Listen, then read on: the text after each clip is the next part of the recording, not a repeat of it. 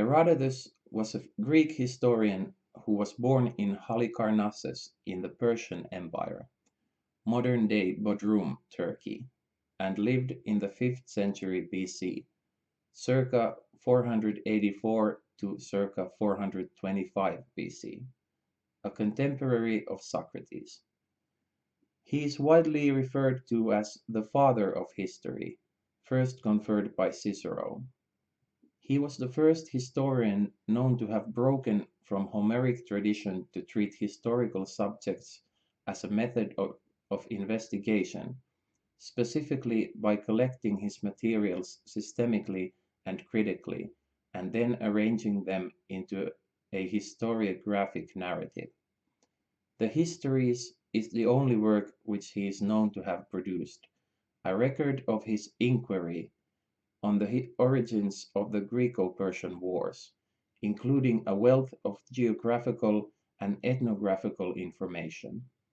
Some of his stories were fanciful and others inaccurate, yet he states that he was reporting only what was told to him and was often correct in his information. Despite Herodotus' historical significance, little is known of his personal history. Herodotus announced the size and scope of his work at the beginning of his researches, or histories. Here are presented the results of the enquiry carried out by Herodotus of Halicarnassus. The purpose is to prevent the traces of human events from being erased by time, and to preserve the fame of the important and remarkable achievements produced by both Greeks and non-Greeks. Among the matters covered is, in particular, the cause of the hostilities between Greeks and non-Greeks. His record of the achievements of others was an achievement in itself, though the extent of it has been debated. His place in history and his significance may be understood according to the traditions within which he worked. His work is the earliest Greek prose to have survived intact. However, Dionysius of Halicarnassus, a literary critic of Augustan Rome, listed 7 predecessors of Herodotus, describing their works as simple, unadorned accounts of their own and other cities and people, Greek or foreign, including popular legends, sometimes melodramatic and naive, often charming, all traits that can be found in the work of Herodotus himself. Modern historians regard the chronology as uncertain. According to the ancient account, these predecessors included Dionysius of Miletus, Charon of Lampsacus, Hellanicus of Lesbos, Xanthus of Lydia, and, the best attested of them all, Hecataeus of Miletus. Of these, only fragments of Hecataeus' work survive, and the authenticity of these is debatable. Yet they allow us glimpses into the kind of tradition within which Herodotus wrote his own histories, as in the introduction to Hecataeus' work, Genealogies. Hecataeus the Milesian speaks thus: I write these things as they seem true to me, for the stories told by the Greeks are various and, in my opinion, absurd. This points forward to the folksy yet international outlook typical of Herodotus. Yet one modern scholar has described the work of Hecataeus as a curious false start to history, because despite its critical spirit, it failed to liberate history from myth. Herodotus mentions Hecataeus in his histories, on one occasion mocking him for his naive genealogy, and on another occasion quoting Athenian complaints against his handling of their national history. It is possible that Herodotus borrowed much material from Hecataeus, as stated by Porphyry in a quote recorded by Eusebius. In particular, it is possible that he copied descriptions of the crocodile, hippopotamus, and phoenix from Hecateus's circumnavigation of the known world, even misrepresenting the source as Heliopolitans. But unlike Herodotus, Hecataeus did not record events that had occurred in living memory, nor did he include the oral traditions of Greek history within the larger framework of Oriental history.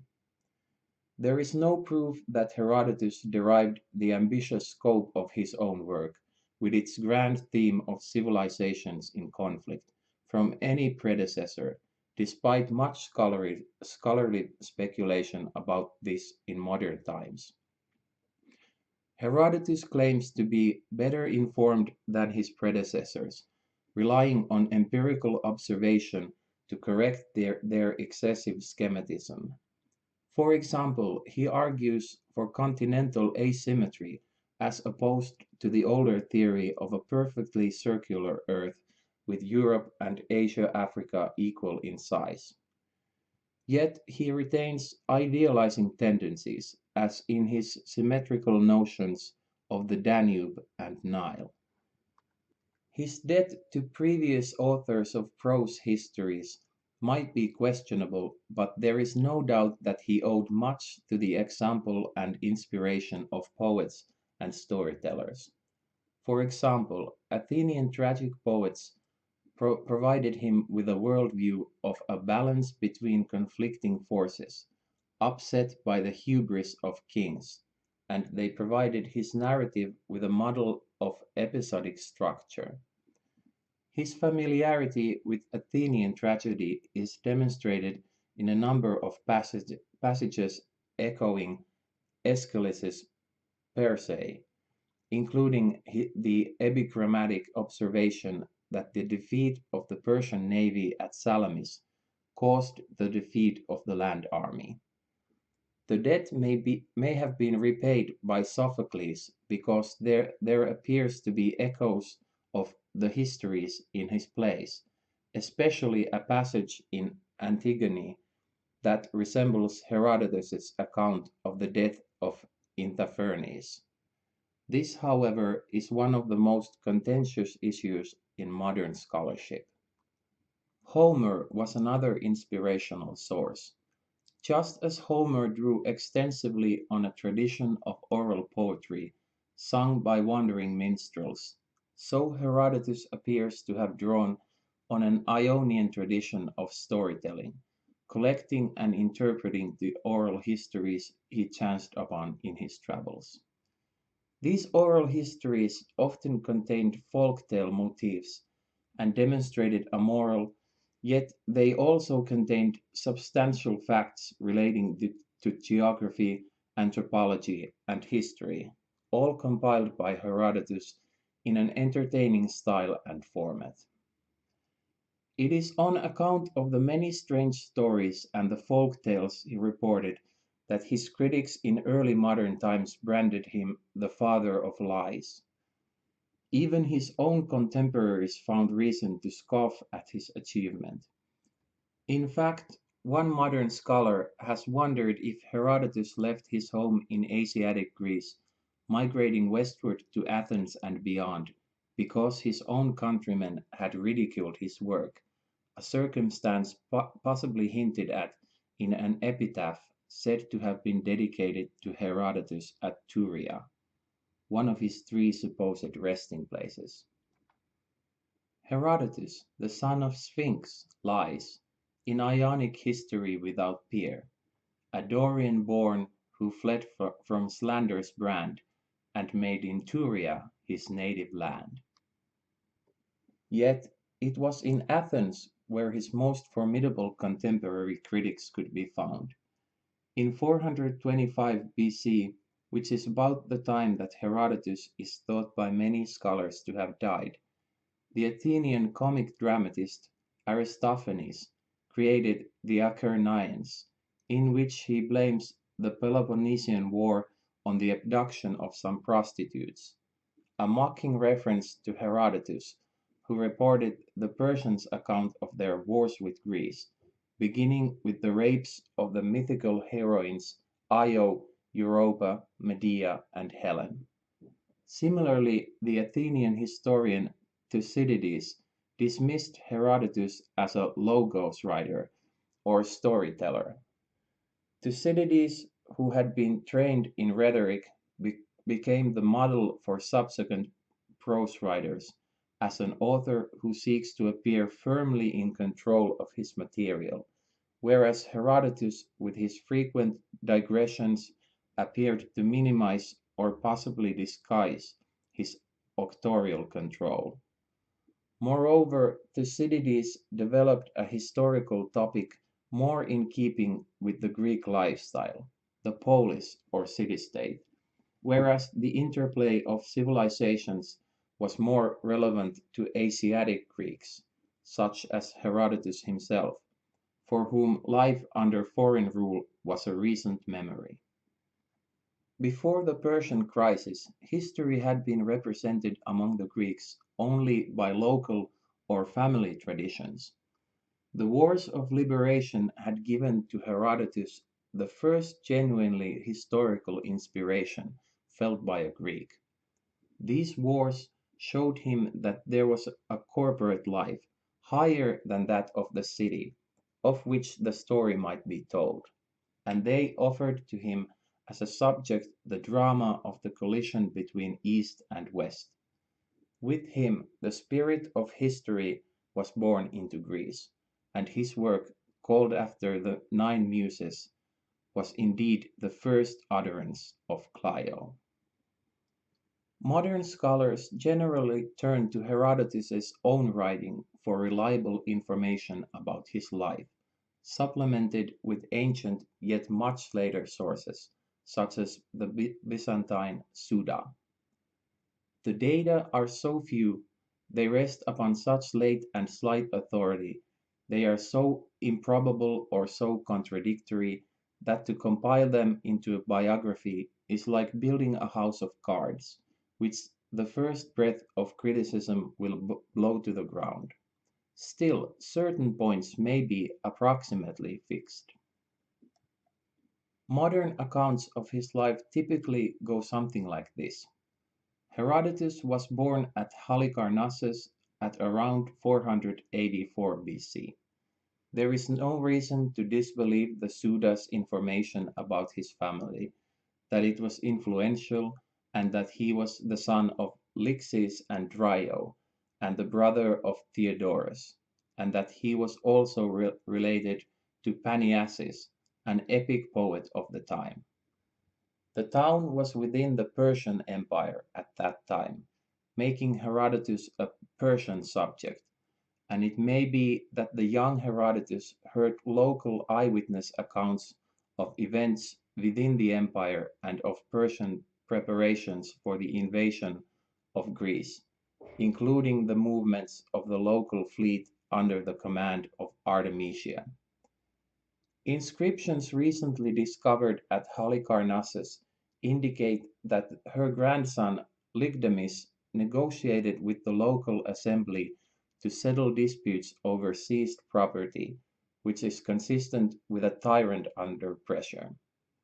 His name is not mentioned later in the tribute list of the Athenian Delian League, indicating that there might well have been a successful uprising against him sometime before 454 BC. The epic poet Panyasis, a relative of Herodotus, is reported to have taken part in a failed one. Herodotus reveals affection for the island of Samos, and this is an indication that he might have lived there in his youth. So it is possible that his family was involved in an uprising against Lygdamis, leading to a period of exile on Samos, and followed by some personal hand in the tyrant's eventual fall. As Herodotus himself reveals, Halicarnassus, though a Dorian city, had ended its close relations with its Dorian neighbors after an unseemly quarrel, and it had helped pioneer Greek trade with Egypt. It was therefore an outward-looking, international-minded port within the Persian Empire, and the historian's family could well have had contacts in countries under Persian rule, facilitating his travels and his researches. His eyewitness accounts indicate that he traveled in Egypt in association with Athenians, probably sometime after 454 BC, or possibly earlier. After an Athenian fleet had assisted the uprising against Persian rule in 460 to 454 BC. He probably traveled to Tyre next and then down the Euphrates to Babylon.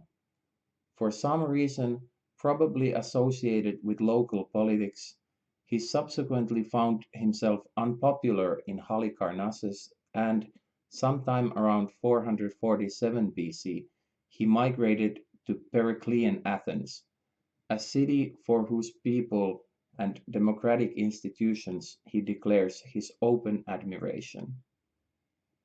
Athens was also the place where he came to know the local topography, as well as leading citizens such as the Alcmaeonids, a clan whose history features frequently in his writing. According to Eusebius and Plutarch, Herodotus was granted a financial reward by the Athenian assembly in recognition of his work.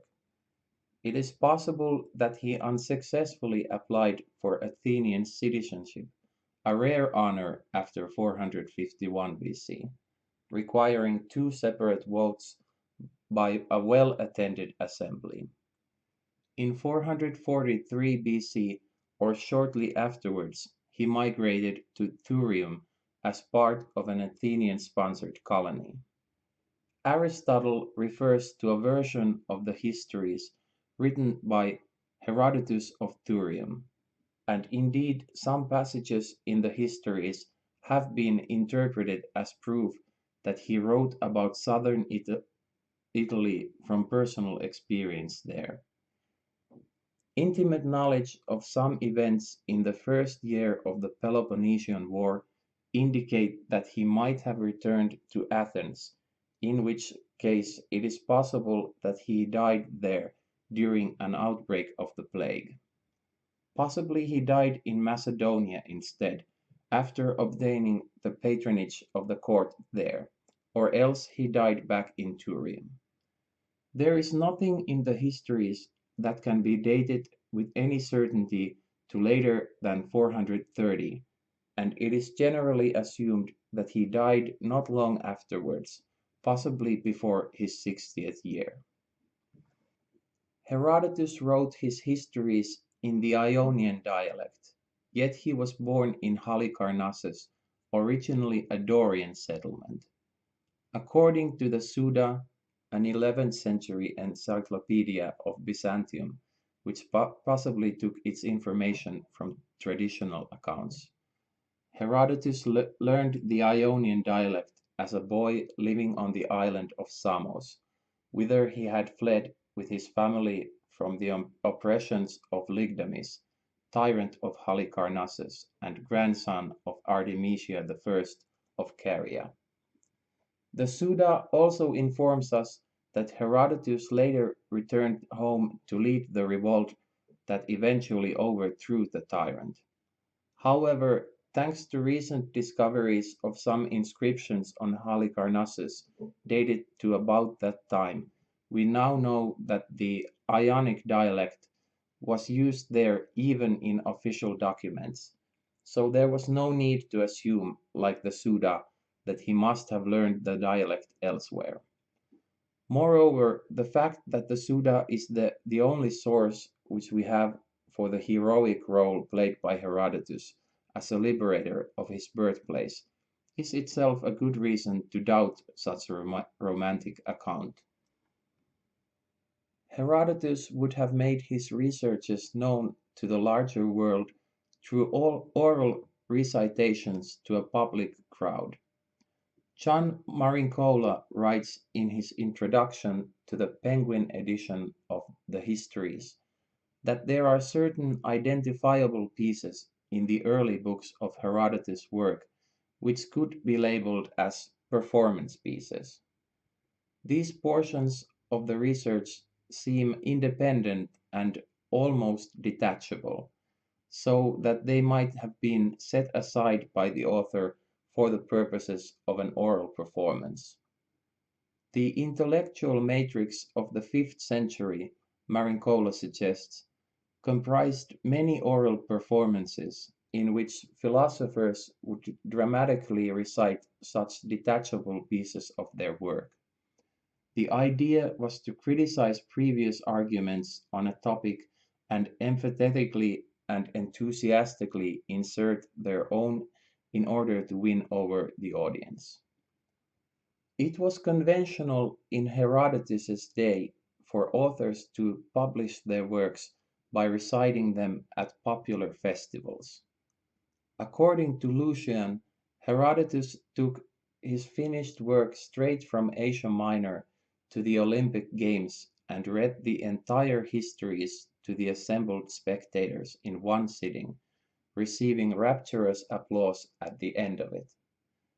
According to a very different account by an ancient grammarian, Herodotus refused to begin reading his work at a festival of Olympia until some clouds offered him a bit of shade, by which time, however, the assembly had dispersed. Hence the proverbial expression Herodotus and his shade to describe someone who misses an opportunity through delay. Herodotus's recitation at Olympia was a favorite theme among ancient writers, and there is another interesting variation on the story to be found in the Suda, that of Photius and Tzetzes, in which a young Thucydides happened to be in the assembly with his father and burst into tears during the recital, whereupon Herodotus observed prophetically to the boy's father, "Thy son's soul yearns for knowledge." Eventually, Thucydides and Herodotus became close enough for both to be interred in Thucydides's tomb in Athens. Such as at least was the opinion of Marcellinus in his Life of Thucydides.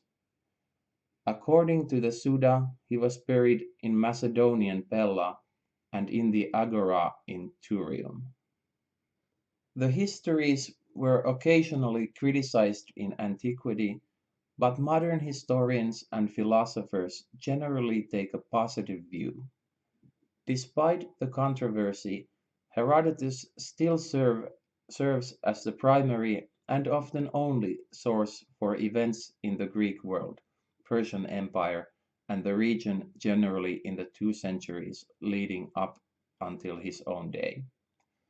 Herodotus, like many ancient historians, preferred an element of show to purely analytic history, aiming to give pleasure with exciting events, great dramas, bizarre exotica. As such, certain passages have been the subject of controversy and even some doubt, both in antiquity and today. The accuracy of the works of Herodotus has been controversial since his own era. Cicero, Aristotle, Josephus, Duris of Samos, Harpocration, and Plutarch all commented on this controversy.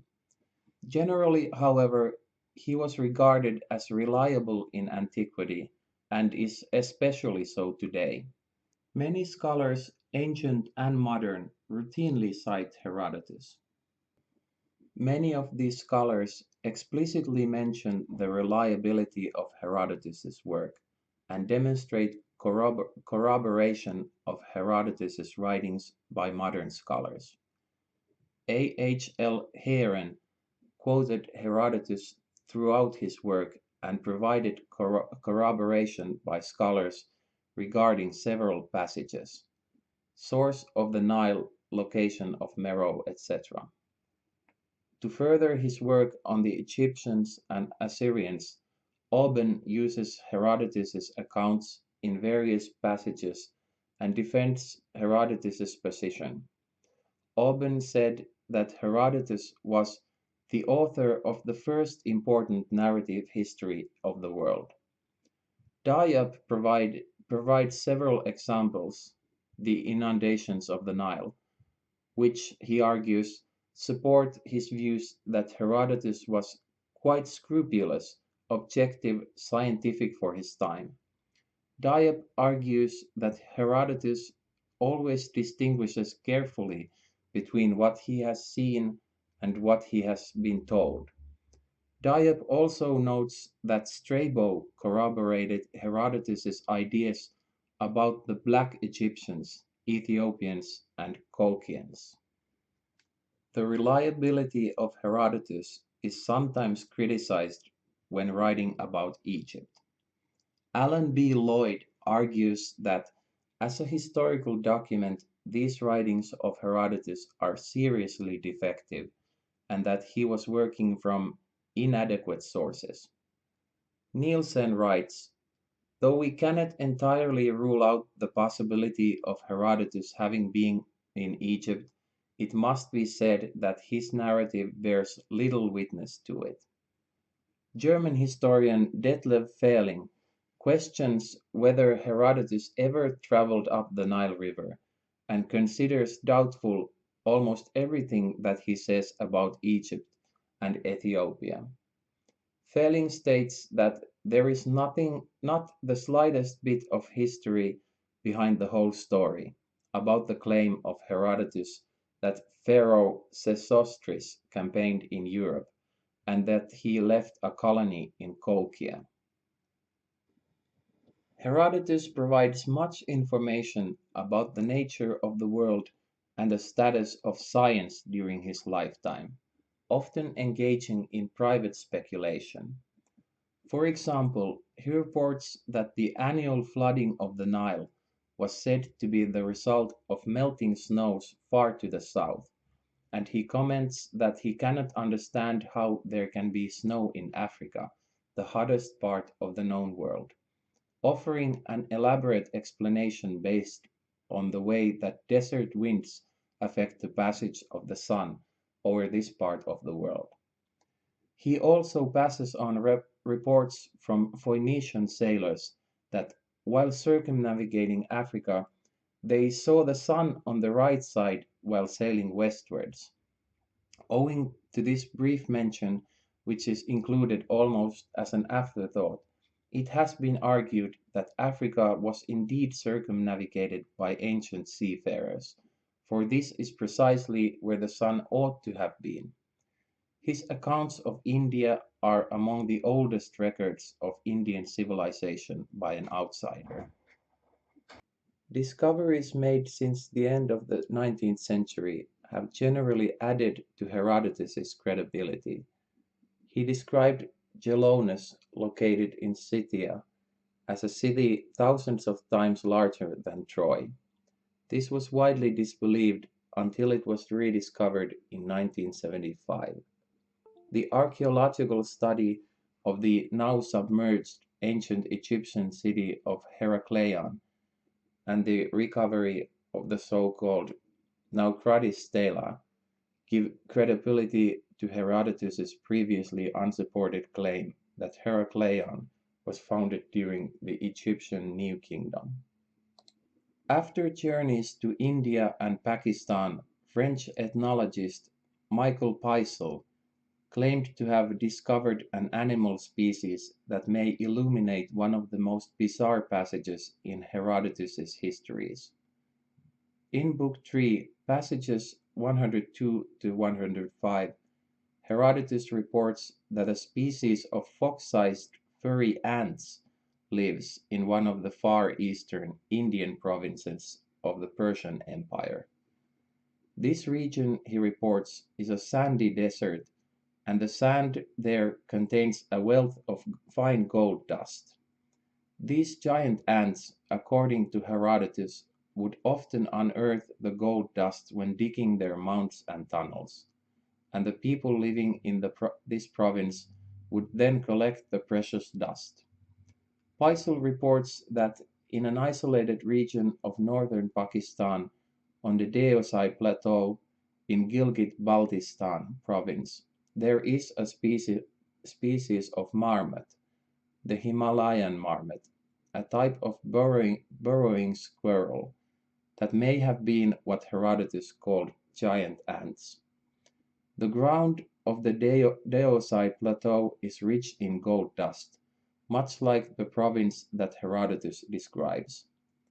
According to Paisal, he interviewed the Minaro tribal people who live in the Deosai Plateau, and they have confirmed that they have, for generations, been collecting the gold dust that the marmots bring to the surface when they are digging their underground burrows. Later authors, such as Pliny the Elder, mentioned this story in the gold mining sections of his Naturalis Historia. Paisel offers the theory that Herodotus may have confused the Old Persian word for marmot with the word for mountain ant. Research suggests that Herodotus probably did not know any Persian or any other language except his native Greek, and was forced to rely on many local translators when traveling in the vast multilingual Persian Empire. Herodotus did not claim to have personally seen the creatures which he described. Herodotus did, though, follow up in passage 105 of Book 3 with the claim that the ants are said to chase and devour full-grown camels. Some calumnious fictions were written about Herodotus in a work titled On the Malice of Herodotus by Plutarch, a Charonian by birth, or it might have been pseudo-Plutarch, in this case a great collector of slanders, including the allegation that the historian was prejudiced against Thebes because the authorities there had denied him permission to set up a school. Similarly, in a Corinthian oration, Dio Chrysostom, or yet another pseudonymous author, accused the historian of prejudice against Corinth, sourcing it in personal bitterness over financial disappointments, an account also given by Marcellinus in his life of Thucydides. In fact, Herodotus was in the habit of seeking out information from empowered sources within communities, such as aristocrats and priests, and this also occurred at an international level, with Periclean Athens becoming his principal source of information about events in Greece. As a result, his reports about Greek events are often colored by Athenian bias against rival states, Thebes and Corinth in particular. The histories were sometimes criticized in antiquity, but modern historians and philosophers take a more positive view on Herodotus's methodology, especially those searching for a paradigm of objective historical writing. A few modern scholars have argued that Herodotus exaggerated the extent of his travels and invented his sources, yet his reputation continues largely intact.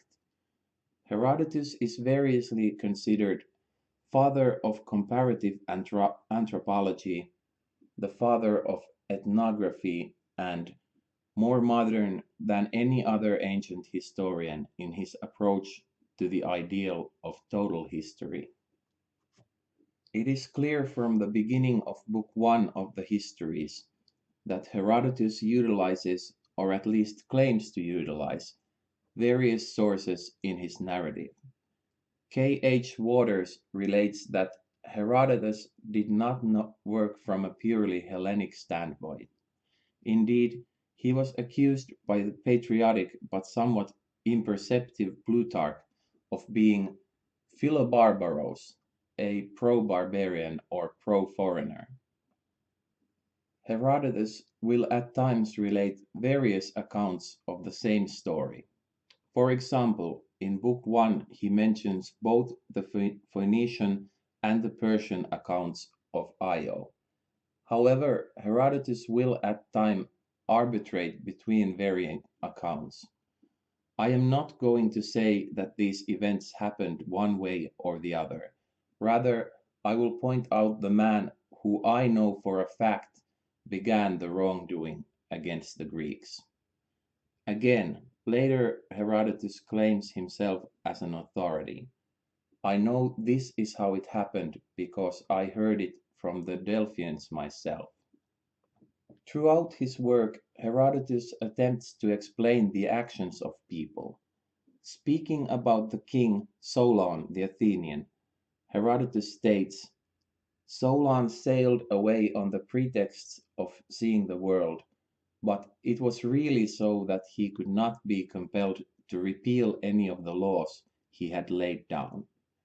Again, in the story about Croesus and his son's death, when speaking of Adrastus, the man who accidentally killed Croesus' son, Herodotus states, Adrastus, believing himself to be the most ill-fated man he had ever known, cut his own throat over the grave.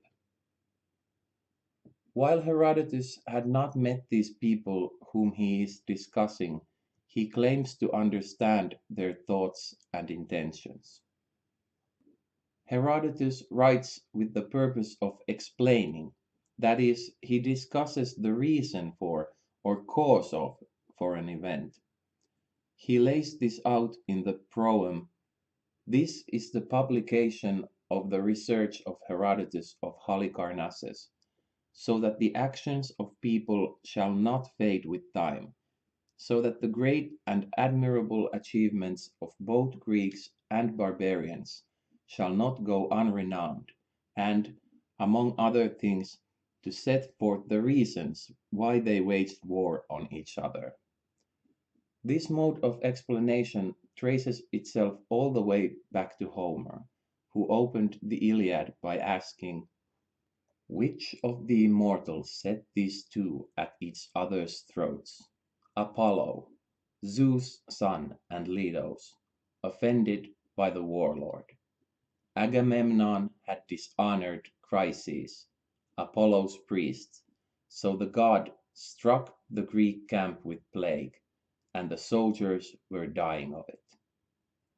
Both Homer and Herodotus begin with a question of causality. In Homer's case, who set these two at each other's throats? In Herodotus' case, why did the Greeks and barbarians go to war with each other? Herodotus' means of explanation does not necessarily posit a simple cause. Rather, his explanations cover a host of potential causes and emotions. It is notable, however, that the obligations of gratitude and revenge are the fundamental human motives for Herodotus, just as they are the primary stimulus to the generation of narrative itself. Some readers of Herodotus believe that his habit of tying events back to personal motives signifies an inability to see broader and more abstract reasons for action.